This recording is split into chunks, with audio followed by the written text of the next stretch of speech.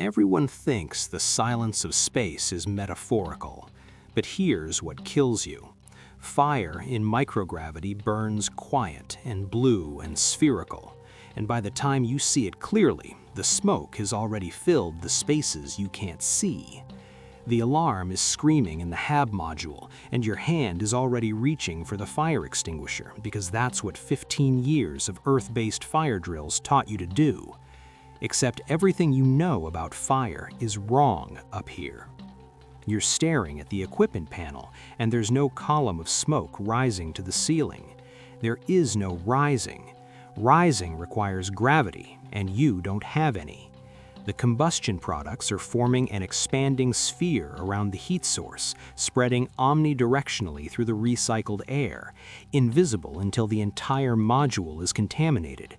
The flame itself is a dim blue sphere, not the bright yellow tongue you trained with in every fire simulator on Earth. Your brain is trying to process why the fire looks wrong, why it's burning like a perfect orb of oxidation, consuming local oxygen in a spherical zone that violates every instinct evolution gave you. The extinguisher is in your hand now. You're pointing it at the blue sphere.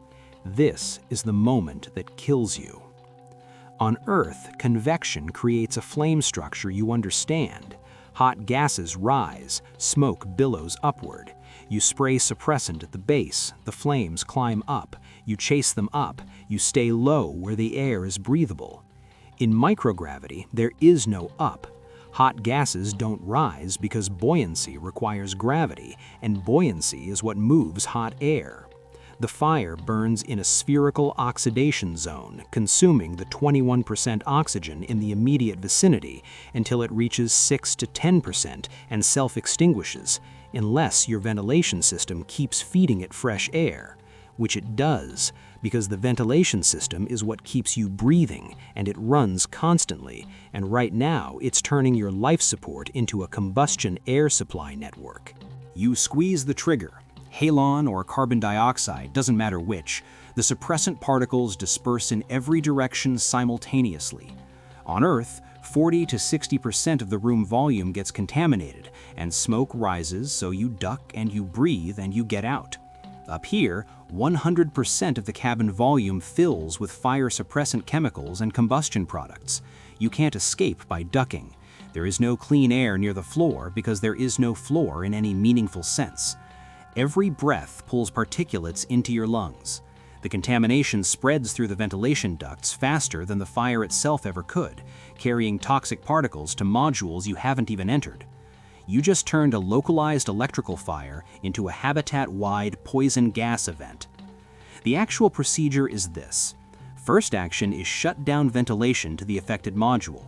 You're starving the fire of oxygen flow and containing combustion products before they distribute. Second action is cut power to the burning equipment.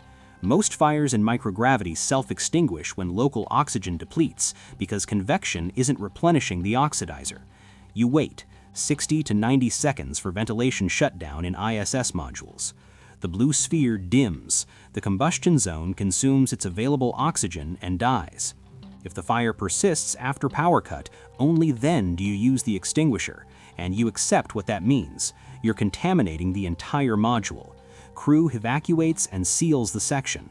You're now living in reduced habitable volume for the duration of the mission. The numbers don't negotiate. Normal atmosphere is 21% oxygen.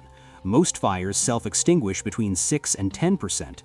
In drop tower experiments, microgravity lasting only seconds, particulates settle in minutes once gravity returns.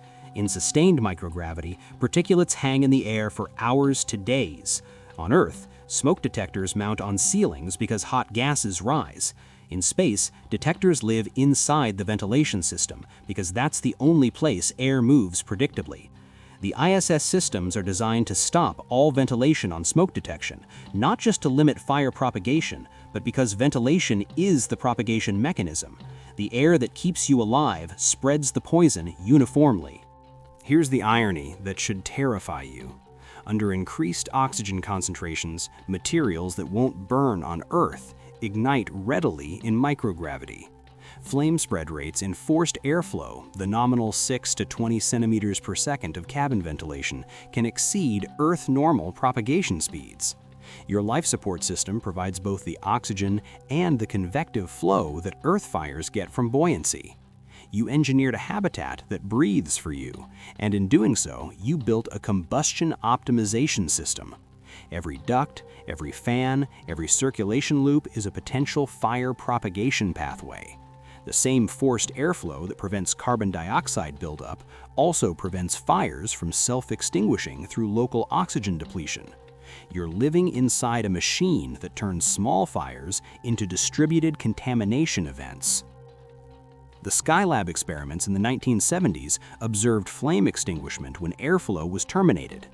2 minutes of burning, flow turned off, flame extinguished rapidly.